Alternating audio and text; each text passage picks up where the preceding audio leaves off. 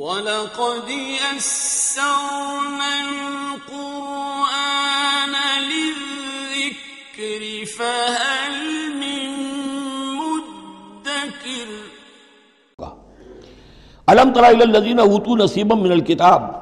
کیا تم نے غور نہیں کیا ان لوگوں کی حالت پر جنہیں کتاب کا ایک حصہ دیا گیا تھا؟ اوتو مجہول کا صیغہ، یہ جیسا کہ میں نے عرض کیا جہاں کوئی مذمت کا پہلو ہوتا ہے تو اس میں یہ مجہول کا صیغہ آتا ہے۔ جنہیں کتاب کا ایک حصہ دیا گیا تھا، یدعون الی کتاب اللہ لیحکم بینہم، اب انہیں بلایا جاتا ہے اللہ کی کتاب کی طرف کہ وہ ان کے مابین فیصلہ کرے۔ ثم یتولی فریق منہم وہم معرضون، پھر ان میں سے ایک گروہ جو ہے پیٹھ موڑ لیتا ہے اعراض کرتے ہوئے، یعنی یہ کہ مانتے بھی ہیں کتاب کو لیکن اس کے فیصلے کو تسلیم کرنے کے لیے تیار نہیں۔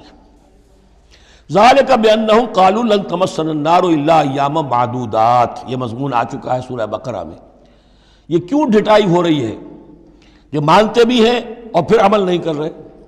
انہیں بتایا جاتا تم اس کتاب پر ایمان رکھتے ہو، اس میں یہ لکھا ہے یہ سود حرام ہے، کیا کر رہے ہو، یہ شے حرام ہے، کس کام میں لگے ہوئے ہو؟ لیکن نہیں، کیوں اڑ جاتا ہے انسان؟ اس کی تشخیص کر دی۔ ذالک بانہم قالوا، یہ اس وجہ سے ہے کہ انہوں نے یہ عقیدہ گھڑ لیا ہے کہ لن تمسنا النار الا ایاما معدودات، ہمیں تو چھو ہی نہیں سکتی آگ جہنم کی مگر گنتی کے چند دن۔ جب یہ عقیدہ ہے تو پھر کاہے کو انسان دنیا کا نقصان برداشت کرے؟ بابر میں عیش کوش کے عالم دوبارہ نیست، حلال سے حرام سے جائز سے ناجائز سے جو بھی عیش حاصل کیا جا سکتا کرنا چاہیے، بخش تو دیا ہی جانا ہے۔ یہ عقیدہ ہے کہ جو در حقیقت ایمان بالآخرت کی نفی کر دیتا ہے۔ وَغَرَّهُمْ فِي دِينِهِمْ مَا كَانُوا يَفْتَرُونَ، اور انہیں دھوکے میں مبتلا کر دیا ہے ان کے دین نے، ان چیزوں نے دین کے معاملے میں دھوکے میں ڈال دیا جو انہوں نے افتراء کر لیے، گھڑ لیے۔ اللہ نے تو کوئی ضمانت نہیں دی تھی،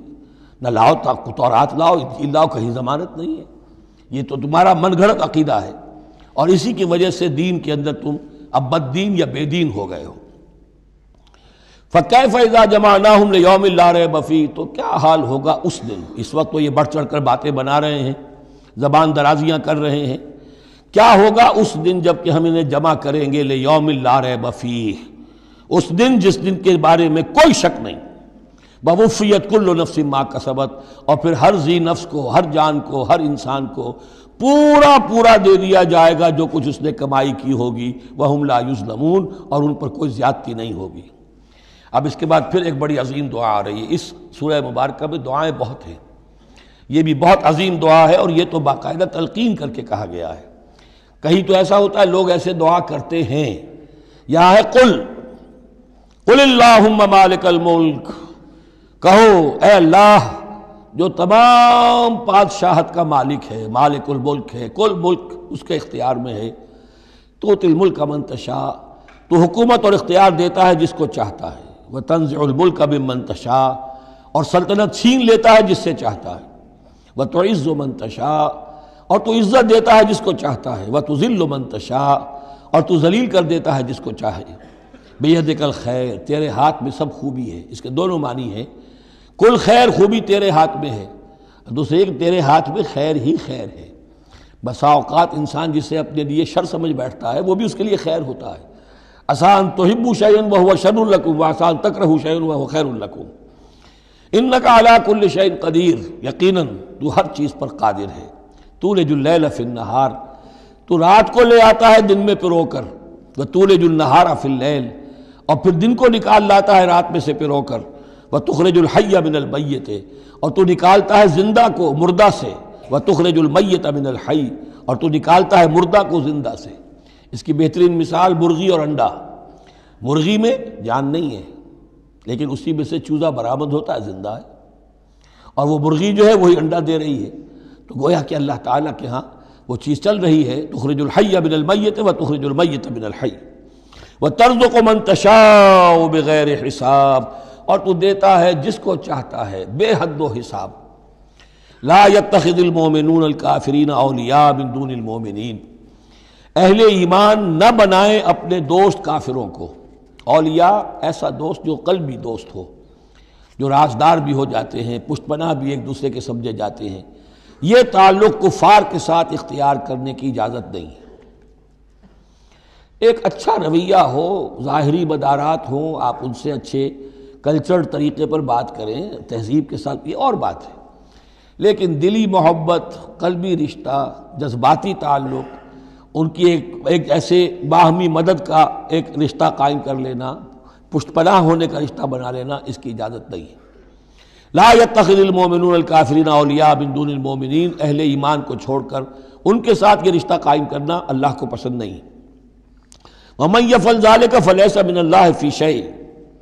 اور جو کوئی بھی یہ حرکت کرے گا پھر اس کا اللہ کے ہاں کوئی مقام نہیں ہوگا، کوئی رشتہ اللہ کا پھر اس کے ساتھ نہیں رہے گا۔ اللہ کے دشمنوں کے ساتھ تمہاری دوستی ہے تو ظاہر بات ہے کہ پھر اللہ کے ساتھ تمہارا کوئی تعلق نہیں رہا۔ الا ان تتقوا منہم تقاہ، سوائے یہ کہ تم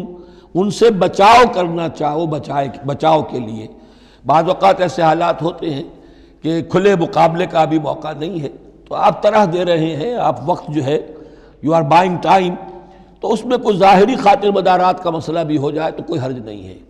لیکن یہ کہ مستقل واقعی قلبی محبت قائم کر لینا یہ جائز نہیں ہے۔ ویسے یہ کہ اسی پھر آیت کے اسی الفاظ کو ہمارے ہاں اہل تشیع نے تقیہ کی جڑ بنا دیا ہے، لیکن انہوں نے اسے پہنچا دیا اس حد تک کہ جھوٹ بھی بولو، اپنے عقائد بھی چھپا لو، اور اس کے لیے دلیل یہاں سے لاتے ہیں، لیکن یہ بالکل ایک دوسری شکل ہے کہ یہ صرف ایک ظاہری مدارات کی حد تک، ایک حد تک، یہ نہیں کہ آپ جھوٹ بولنے پر آ جائیں اور آپ ایک چیز کو چھپانے پر آ جائیں، بس یہ ہے کہ آپ اس وقت تک جیسے ہم پڑھ چکے ہیں سورہ بقرہ میں کہ اگرچہ یہ یہودی جو ہیں ان کے دلوں کے اندر آگ بھری ہوئی ہے تمہارے خلاف، لیکن یہ فصفحوا فاعفوا واصفحوا، ابھی ذرا درگزر کرتے رہو، ابھی فوری طور پر ان کے ساتھ جو ہے معاملہ کوئی مقابلے وغیرہ کا شروع کرنا مناسب نہیں۔ اس حد تک مصلحت بینی تو صحیح ہے، لیکن یہ نہیں کہ جھوٹ بولا جائے معاذ اللہ۔ وَيُحَذِّرُكُمُ اللَّهُ نَفْسَهُ، اور اس میں بھی اب اور نرمی کر دی، اللہ تمہیں ڈراتا ہے اپنے آپ سے، اللہ سے ڈرو، یعنی کسی اور سے ڈر کر خواہ صرف خاطر مدارات کر لینا بھی صحیح نہیں ہے،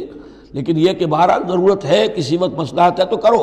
لیکن یہ کہ اصل تمہارے دل میں خوف اللہ کا رہنا چاہیے۔ وَإِلَى اللَّهِ الْمَصِيرُ، اور اللہ ہی کی طرف تمہیں لوٹ جانا ہے۔ قُلْ إِن تُخْفُوا مَا فِي صُدُورِكُمْ وَتُبْدُوهُ يَعْلَمُ اللَّهُ، یہ پھر وہی آیت آ گئی ہے جو سورہ بقرہ کے آخر میں آئی تھی، لِلَّهِ مَا فِي السَّمَاوَاتِ وَمَا فِي الْأَرْضِ وَإِن تُبْدُوا مَا فِي أَنفُسِكُمْ أَوْ تُخْفُوهُ يُحَاسِبْكُم بِهِ اللَّهُ، یہاں فرمایا قُلْ إِن تُخْفُوا مَا فِي صُدُورِكُمْ، کہہ دیجئے کہ اگر تم چھپاؤ جو کچھ کہ تمہارے سینوں میں ہے، أَوْ تُبْدُوهُ، یا تم اسے ظاہر کر دو، يَعْلَمُهُ اللَّهُ، اللہ تعالیٰ اس کو جانتا ہے۔ تمہارے ظاہر کرنے چھپانے سے اللہ سے کوئی تعلق نہیں ہے، ایک دوسرے سے چھپا سکتے ہو، ظاہر کر سکتے ہو، اللہ سے نہیں۔ وَيَعْلَمُ مَا فِي السَّمَاوَاتِ وَمَا فِي الْأَرْضِ، اور وہ جانتا ہے جو کچھ کہ آسمانوں میں اور زمین میں ہے۔ وَاللَّهُ عَلَىٰ كُلِّ شَيْءٍ قَدِيرٌ، اور اللہ تعالیٰ ہر چیز پر قادر ہے۔